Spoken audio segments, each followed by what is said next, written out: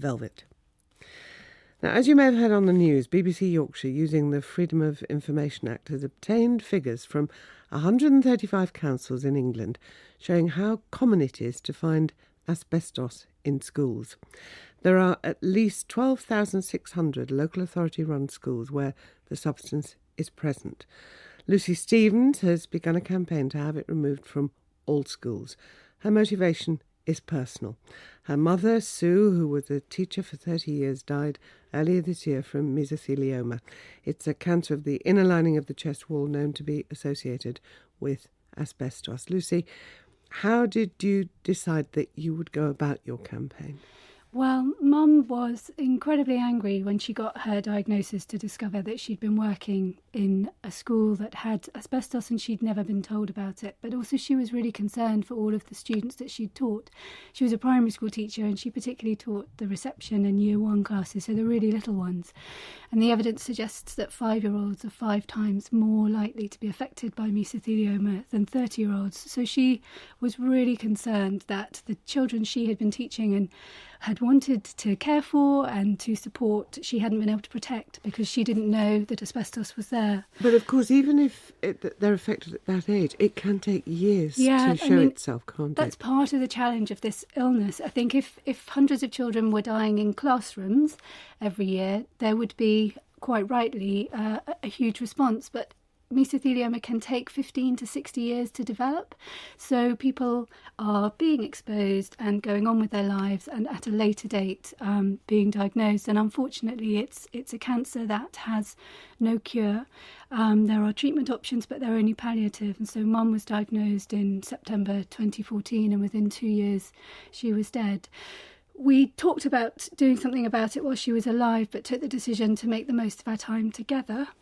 So we launched the petition just as she died, really to keep a promise to her. Very hard for you to talk about her. It's so recently she died. But what are you asking the government to do?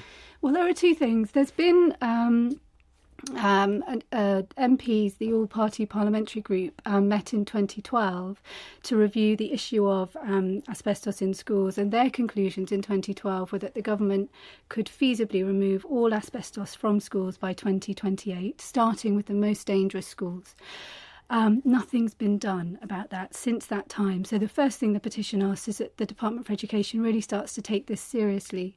They commit funds, they set targets, and they analyse year on year how much money is being spent and how many schools are becoming asbestos free, starting with the most dangerous, because some schools who've responded to our Freedom of Information requests have over 350 bits of asbestos within their schools. To say that's manageable, I think, is just ridiculous. What are you asking the schools themselves to do? So the other thing with asbestos is we know if you're exposed, you need transparency to understand how to keep yourself safe. And so what we want, and what's happened in the United States for the last 30 years, is that schools should produce an annual report for their staff and parents to explain where the asbestos is in the school and how it's being managed and when it will be removed.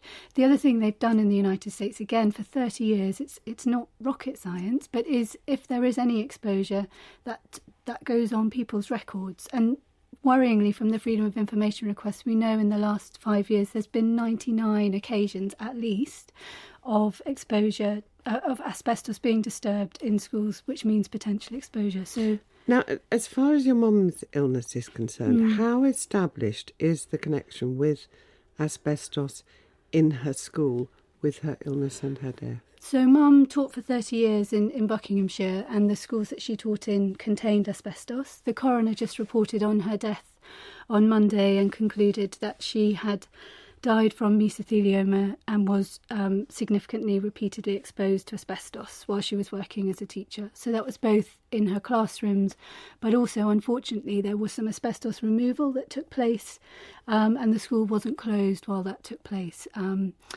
Hopefully that sort of practice is a thing of the past, but we really need to make sure, schools have that wonderful school holiday of 6 weeks in the summer, a perfect time for contractors to go in and do this sort of work without exposing or risking teachers and students. And we did, of course, ask Buckinghamshire County Council for a comment, and they said they would like to express their sympathy to your family for your sad loss, but they're unable to make any comment on individual cases. So that's what they had to say. Now, I know you have a 6-year-old daughter and a brother who is a teacher. Yeah.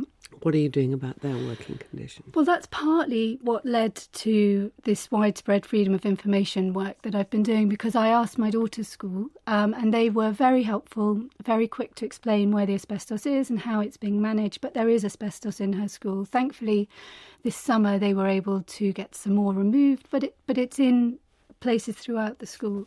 My brother. Whereabouts is it? Do you know? So some of the asbestos that now thankfully was removed over the summer was in things like the fire door panels in the hallways between the playground and the canteens. So places where the children were passing through. It can be in the covering of pipes. It can be in classroom walls and partitions, and often also behind ceiling tiles. So one teacher spoke to me recently describing a child in his class who was kicking a ball around, not being naughty, just being a bit boisterous, dislodged a ceiling tile and a big cloud of dust came down, known to contain asbestos fibres. These sorts of things are happening day to day. And it's not just in Buckinghamshire, it really is across the country. I've also been contacted by a young woman who's now in her late 30s. She's unfortunately in a hospice now. She has a 6-year-old and she was exposed as a student, as a child at school. She's got mesothelioma. She was in a classroom where asbestos was around, and another guy in his late 30s, he said there was a hole in the wall in one of his classrooms. They used to stick their hands in the wall, come out with dust-covered clothes. He's also now got mesothelioma. It's very hard to attribute how many students are dying from the disease, because the Health and Safety Executive tends to record deaths by profession, and going to school is really a universal thing. Also that it's not just teachers and pupils, no, there'll be school staff, cleaners, people absolutely. Who work. And again, those job descriptions tend not to be recorded on the statistics. So whilst you might see a total number of people dying from mesothelioma, and we have the highest death rate in the world, you can't always attribute directly where that's come from. But in the United States, they know for every one teacher affected, there's 8 or 9 students affected. So what sort of response are you having to a petition?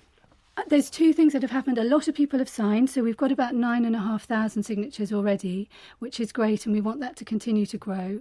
But also what I'm finding is it's just reinforcing that my family's not alone in this. So many people signing the petition have also been personally affected, lost loved ones unnecessarily. This is an entirely preventable illness because it only comes from exposure to asbestos. So if we could get rid of the asbestos, we really can stop this disease in its tracks. It's gone on for so long. We really, really need to do something about it now. So I'd urge parents, really go and talk to your schools, ask them what's going on. Lucy Stevens, thank you very much indeed for being with us. We did, of course, also ask the Department of Education for their comments, and they said the health and safety of children and staff in our schools is vital. That's why we're investing $23 billion in school buildings by 2021. This will help ensure asbestos is managed safely and that the amount in school buildings continues to reduce over time.